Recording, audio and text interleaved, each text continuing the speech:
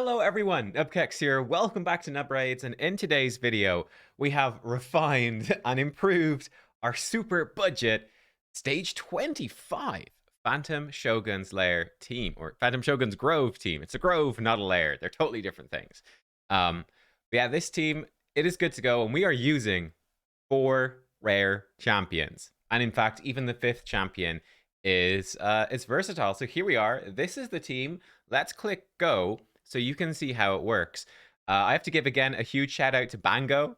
As you guys know, I've been chatting to Bango about some Hydra teams this week, like with the sort of new version of Hydra Clash after Corpulent Cadaver. And he sort of inspired this video. We've got a video on hopefully his Hydra team coming up soon. But you can see how this works. We have a Gnarlhorn with a Paragon putting Unkillable on the Gnarlhorn, right? And we have speed tuned it perfectly, so this happens every single time. So the Phantom Shogun just keeps on hitting that Gnarlhorn. Wham, he hits him again. Gnarlhorn takes a turn. And of course, with Gnarlhorn, it was sort of the focus of my previous video on this, before I had the speed tune perfectly nailed down and before he brought in Paragon. Gnarlhorn cannot weak hit on his A1 ability, which is what the Enfeeble buff does, right? The Enfeeble buff forces you to weak hit, but Gnarlhorn physically can't with his A1. So that stops you from ticking up this Phantom Shogun's Grove timer ticker. I don't know, points, whatever. Can't tick up, right? Because he cannot weak hit. And again, it's speed tuned. Paragon puts that on him every single time. We get these debuffs, and then we've got a cleanser speed tuned to come in and cleanse us. In this case, we're using Reliquary Tender, who is a rare champion. And she comes in and cleanses, so none of the debuffs go on anybody else. And it is that simple. What's a brilliant thing about using rare champions? Well, we need awakened champions because every time they hit, they knock down this timer by number equal to their awakened score. Rare champions, much easier to get awakenings on than legendary, so that helps an absolute ton, right? So when we cleanse, we get a few awakening ticks there. But you can see Gnarlhorn, 6 stars, you knock 6 points off, and that's what's going to let this stuff do the damage. And bam, roughly speaking, 1 minute 30 to 1 minute 40, you get the job done. Simple as, which is just fantastic. If we had an awakening on Elenaro and we got Brimstone, that would be the point of bringing a legendary. You could do it even faster. Let me show you the numbers for doing this. Actually, before I show you the exact numbers, I just want to say this was cool, right? So I did this video on the Hydra. I mentioned the Hydra teams with Bango. This is my version. I've got streamer mode on. But Major Marmalade put this in. You could ask him what stats he had in my Discord chat if you want. But he ran the Hydra team I built. He said he doesn't have gear that's anywhere near as good as mine, but he was still able to go in. And again, I presume this is totally full auto and get 170 million damage. That is really cool to see. That is a fantastic score. Even for someone that doesn't have crazy gear, just putting the champions in. I can even see, for example, he barely has any awakenings at all in these champs and stuff like that. So that's fantastic to see. So it does, it's great to see that working, even with worse gear. And like I said, with better gear, I think that team could even push above 400 million pretty easily, I think. These are the speeds that I found to work. So Gnarlhorn, 184 speed, Paragon, 175, and then a cleanser, 284. This can be any cleanser. It can be any cleanser. It does not matter. So here you go. Gnarlhorn, 184, Paragon, 175, cleanser, 284.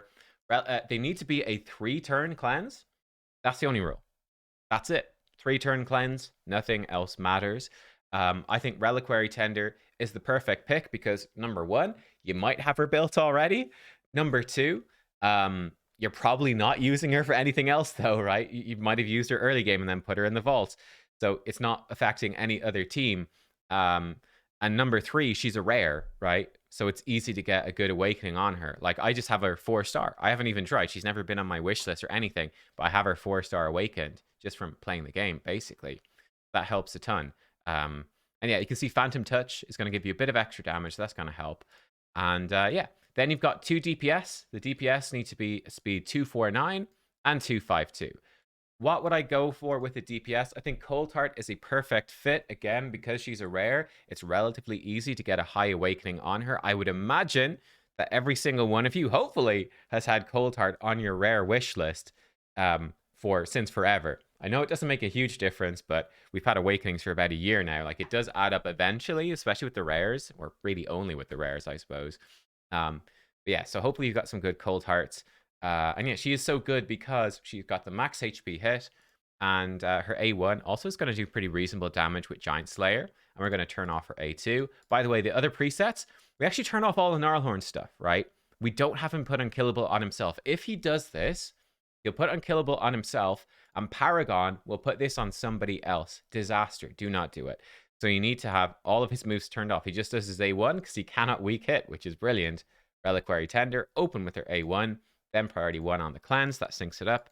Priority 1 on damage control with Paragon, so he keeps Unkillable on Gnarlhorn. Cold Heart, turn off her A2, priority 1 on this. And then it is worthwhile having a legendary damage dealer as well. So the boss affinity and need to be 252 speed. The boss affinity is magic, so something here. I'd say the perfect one would be ninja. But yeah, so you need a lot of speed, a lot of accuracy. Let me actually get you the exact accuracy numbers. In fact, let me show you how to check the exact accuracy that you would require. I might be a little bit low, but I don't think it matters. If you come over to hellhades.com and you go to Raid Stages Tools, it's hard to get your accuracy this high. What you could do with Elenarl, she might be perfect with 0 accuracy because her A1 is an irresistible HP burn. Okay, so you could use Elenarl with no accuracy, just 252 speed, and you turn off her other moves, and that's it. Now, if you want Brimstone to work, you obviously need accuracy for Brimstone these days. So you would need Brimstone. You need accuracy for Brimstone, and at that point you can turn on her poisons and get some poisons out as well, and then you're getting HP burn and poison. I think even a more budget version than Elenarl would probably be like Drexthar, and you just have him doing his A1. And if he's got Brimstone, it's going to add up some damage too. But yeah, to check the things you need, just come over here. We go to Dungeons, pick your dungeon that you want. We want the Grove, not the Lair, and we want to go to stage 25. And it shows you the stat requirements. So he has 580 resistance. We need 605 accuracy. So yeah, we're a little bit low on Elenarl, but we're close enough. That's probably the hardest thing, is to get it to be that high, her accuracy. This is high enough that she's going to place her debuffs most of the time. And like I said, the burn is irresistible. So she's perfect for this. And honestly, a 252 speed Elenarl, that's actually great for most compositions where you'd use her. Like, that's a perfectly viable speed for basically anywhere that Elenarl is good. Though, like I said, Brimstone will add up a lot to that. Let's run the thing through one more time so you can see it. Again, we come in, he hits us first. Pretty much the only important gear requirement then at this point, you can see one poison got resisted, is you need enough HP and defense on Gnarlhorn that he can survive a critical hit turn 1. That's basically your only requirement, okay? He cannot die to a crit from that first turn of the boss before he has Unkillable up. After that point, he's going to have Unkillable up every single time, and it doesn't matter. No one else in the team is going to take damage, so that shouldn't really matter either. But you can obviously have these champions built fairly tanky, like if you're using them elsewhere. So like you can see right there, Elenarl landed 2 poisons. It worked that time. Cleanse comes out, lovely. A1 lands the burn, brilliant. We'd have even better control of this, again, if Elenarl was awakened as well. But hey, it is what it is. So yeah, I think to make this work, you can sort of see you probably do need a good bit of awakening on these champions. Like 6-star Coldheart, 6-star Gnarlhorn is a pretty big deal. You could obviously get away with maybe having a bunch of champions 4-star or maybe a couple 5-star. I think if you're coming in with like 1-star champs, it's not going to work, right? You're not going to be able to push the shade counter down. It's not going to happen. You need enough awakening to make that happen. But these champions are really good. Like Gnarlhorn, he's attacking every single turn. And he can't weak hit. He is perfect to have awakened. And it also makes building him a bit easier. This looks like it's actually going to be a slightly faster run. This time, maybe, slightly. Yeah, there we go. We land the poisons mostly. And bam, 133. That's pretty good because we're recording. We're not even on unlimited frames.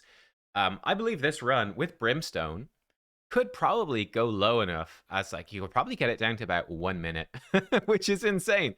You could probably get it that low, but it's beautiful. It is consistent. So there you are. So for this build, Elenarl, she's just in a bunch of perception. She is built like this. One thing I would watch out for, Lore of Steel. I do not have Lore of Steel on anyone else except Coldheart. Coldheart has Lore of Steel. This might adjust the speeds very slightly with the speed sets and stuff and Lore of Steel. Like we might actually have a percentage of the speed. So So if you find your run fails, you might need to up their speed by 1 point or lower it by 1. But these should be the speed things that matter. But just so you can see, we do have triple perception and lore of steel on Elenarl in case that is going to make a difference.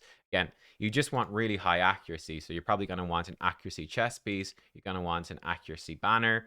Of course, you know, you could probably start ascending an accuracy chest piece and a banner at this point as well. You're doing stage 25, and that would help. I've got 100% crit rate on her because it makes the poisons work. She does a second poison if she crits. So that's worthwhile. If you can't get the crit rate, just turn off her A2 and just have her spam her A1. It's going to be just fine. Be slightly slower, but not by much. Yeah, that's sort of what you're doing with Elenarl. Simple enough. And like I said, with her masteries, we're just going to extend her burn and her poisons. And War Master is going to help. The rest doesn't matter. Do whatever you want. For Cold Heart, we're going to have her with Giant Slayer for the A1. And basically nothing else really matters with her. Again, she needs to be 249 speed, which should be plenty. This should work even for Spider. So this is the nice thing. You could make this work for Spider, but you would need like some area bonuses for Spider to make her faster than the Spider, right? Spider hard stage 10 is, I believe, maybe it's 245 speed actually. I think it's 245. Let's double check. Might actually be 245, in which you're totally fine. So yeah, it should work there. Now for Fire Knight, you'd need to obviously up her speed some, but I think for Spider, you're probably fine. Yeah, the Spider's 245, so she'll work just fine for Spiders then. For Fire Knight, at this speed, you might need something like, if you go to stage 6, the Fire Knight itself is 150, so I guess that doesn't really matter. For stage hard stage 10, it is 250. So yeah, if you're using Cold Heart for stage 10 with this build, you'd want to have some speed bonuses from Fire Knight. You probably do, but it's just worth mentioning because otherwise she wouldn't be fast enough. But 70% crit rate, crit damage, so she hits hard, and that's it. You don't need accuracy for this, obviously. And some attack would help speed it up a bit, but it's not important. Gnarlhorn, like I said, he just needs enough survivability to survive. You can see he's even got some level 12 gear and stuff like that. He needs the most crit damage out of everyone. That is really important. That's what makes the Phantom Shogun target him. So he needs tons of crit damage. Then he's not even very tanky, like 2,300 defense, 62,000 HP. You could crank these up, and the 184 speed. The Blessing obviously helps with this a little bit. I gave him Phantom Touch for a bit more damage. You could give him something for survivability if you need to, but it should be fine. For masteries, I've just given him, yeah, defense, just War Master, because why not? You could probably give him Retribution and it would be fine, actually, and make him a bit more survivable, but I don't think it really matters. War Master is just going to make the run slightly faster. It's not essential. You could leave him with no masteries, but it makes it slightly faster. We've got the same masteries on Reliquary Tender, right? War Master makes it slightly faster, but it's not important. She just needs to be very fast, and that is a bit tricky. 284 speed. She's got 103 baseline speed, which is pretty good. Plus 3 from Faction Guardian should be easy to get. So just getting her fast. That's the main thing. Difficult to get. She's going to be fairly useful, though, with this sort of build, just sort of tanky. I guess you could build her for damage as well, but that seems a little bit silly. But yeah, the speed is the main thing. And then finally, Paragon. I built him in Toxic. Barely makes a difference, right? If we look at the damage, we'll run again. We'll see the damage is super low. Toxic really doesn't add much, but you can build him with Toxic. It will make it slightly faster, but just put him in whatever gear you want, and he just needs to be 175 speed. Again, you could build him with some damage. It doesn't really make much difference, and give him War Master. That is what is going to speed the run up the most. There you go. It is that simple, guys. Nice quick run of Phantom Shogun stage 25. 100% success rate for rare champions. Unlikely to affect many other things in the game, like maybe you're using Paragon to cheese something else. That's okay. Just switch it out. It's all good. We should maybe, for example, have Elenarl actually open with her A1 to get the burn on this hit, but it doesn't hugely matter. Yep, I think it's pretty simple. Like, you probably need a second Gnarlhorn for hard secret rooms in Doom Tower, right? So this Gnarlhorn is going to be pretty slow. But he'll still work for those secret rooms. But you probably want a second faster one for secret rooms. That's not a big deal. Like I said, Cold Heart, her build should pretty much work almost anywhere. So yeah, it should all be fine and dandy, and hopefully this is helpful to you. I thought this is pretty cool. It's great to actually get the speed tuned down and to make this work nice and easy and simple. So yeah, there you go. I think that's all that needs to be said. As you can see, it's working just fine. Thanks for watching. If you enjoyed the video, like I said, give it a thumbs up. Make sure to subscribe, etc. Let me know if you're running a team like this as well. I am curious, but I think this is so fun. It's something. The reason I built it on the test server is that I haven't got around to building it on my actual game. I just haven't done any Phantom Shoguns on my actual game. But I think it is worth looking into now because it can be worthwhile. Specifically, it's good to start working on ascending those accessories eventually. But also for clan versus clan tournament, sometimes they do put in Phantom Shogun as being worth a good amount of points, right? If there's 2x points in Phantom Shogun, it's actually well worth running for CVC. That is something that you can totally do. And yeah, 133 again. There we go. Simple as. I'll see you guys all next time. Thanks for watching. Goodbye.